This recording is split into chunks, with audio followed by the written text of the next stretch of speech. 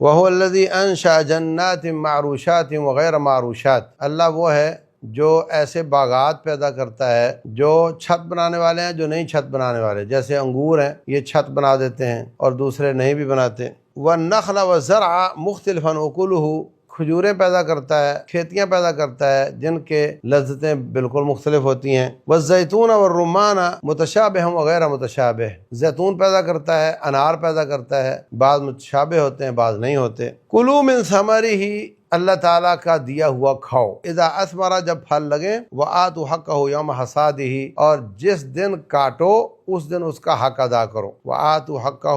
یوم حصادہ، جس دن کاٹو فصل گھر آئے اسی دن اس کا حق ادا کر دو۔ ولا تسرفوا، اور زیادتی نہ کرو، انہ لا يحب المسرفین، اللہ تبارک و تعالی مسرفین کو، زیادتی کرنے والوں کو پسند نہیں کرتا۔ یہاں اللہ تعالیٰ نے انگور کا، کھجور کا، زیتون کا ذکر کیا ہے، زرع کھیتی کا ذکر کیا ہے، اور فرمایا کہ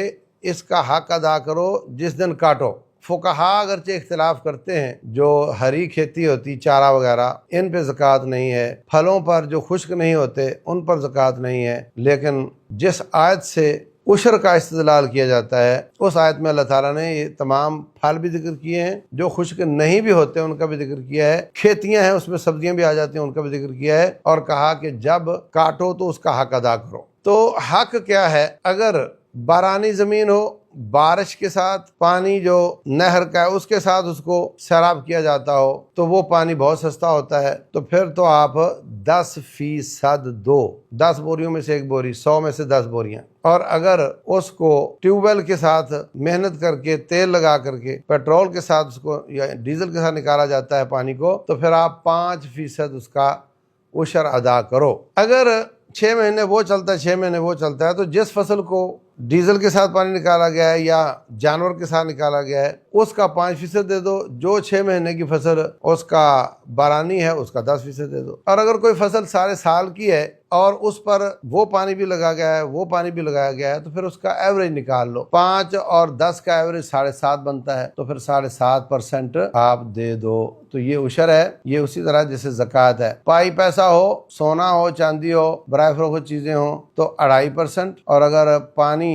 محنت سے نکالا گیا ہو تو اس کا ڈبل 5%، اور اگر پانی بارانی یا نہری ہو تو اس کا ڈبل 10%، یہ عشر ہے۔ اصل یہ ہے ٹھیکہ، کھاد اور بیج اور ٹریکٹر کے جو پیسے ہیں یہ بعد میں نکالے جائیں، ٹوٹل میں سے 10% یا 5% جیسے میں نے بتایا نکالنے کے بعد باقی حقوق بعد میں ادا کیے جائیں۔ لیکن بسا اوقات ایسا ہوتا ہے کہ جھاڑ بہت کم آیا ہے، جو خرچ کیا ہے اتنا بھی باقی نہیں بچ رہا، تو ایسی صورت میں علماء سے رابطہ کر کے پھر آپ اجازت لے سکتے ہیں کہ پہلے ٹھیکہ نکال دیا جائے، بعد میں عشر نکال دیا جائے، اور باقی مزدوریاں بعد میں نکال دی جائیں، تو یہ ہو سکتا ہے۔ تیسری بات یہ ہے کہ 15 من اگر آپ کی ٹوٹل آمدن ہے، کھیت کتنے ہیں اس سے غرض نہیں ہے، آپ نے جہاں جہاں بویا ہے، اگر 15 من غلہ نکلا ہے پھر آپ پر وہ عشر ہے، اگر 15 من سے کم ہے تو پھر آپ پر عشر نہیں ہے۔ دوسری بات یہ کہ اگر 15 من سے زیادہ ہے، 30 من ہے، 35 من ہے، 40 من ہے، تو 15 من نکال کر